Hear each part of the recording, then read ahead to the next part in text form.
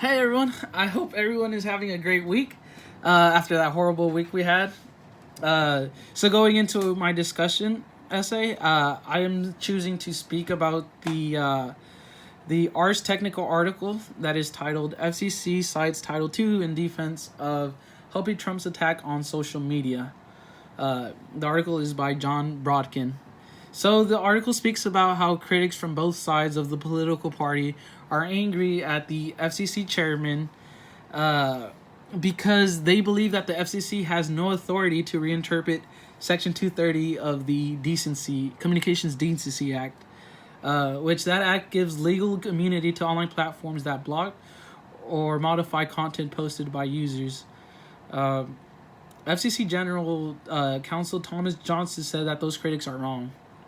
Johnson noted that the Communication Decency Act was passed by Congress as part of the Telecommunications Act of 1996, which was an update of the Communications Act of 1934.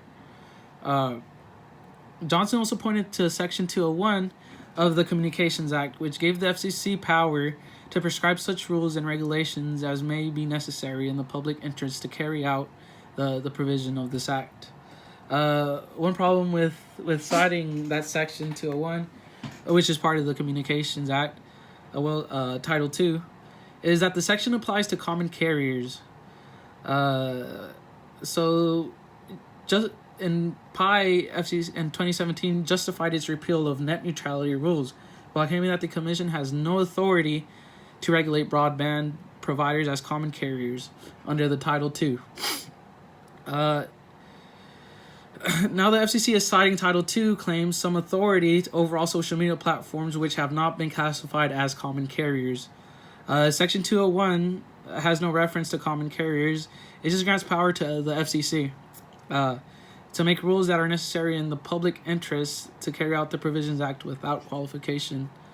Section 230 of the Communication Decency Act says users of inactive computing services should not be held liable for any action voluntarily taken in good faith to restrict access to or availability of material that the provider or user considers to be obscene, lewd, lascivious, filthy, excessively violent, harassing, or otherwise objectionable, whether or not such material is constitutionally protected.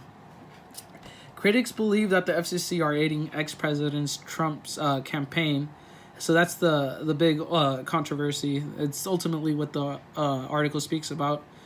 I can apply this to our unit because in Chapter 9, we speak about the Communications Act of 1934, which we learned that becomes the Telecommunications Act of 1996. I think it's wrong that the FCC is trying to meddle and protect President Trump's tweet on the internet because as we learned in Chapter 9, the internet is still relatively unregulated entity. That's it. Thank you.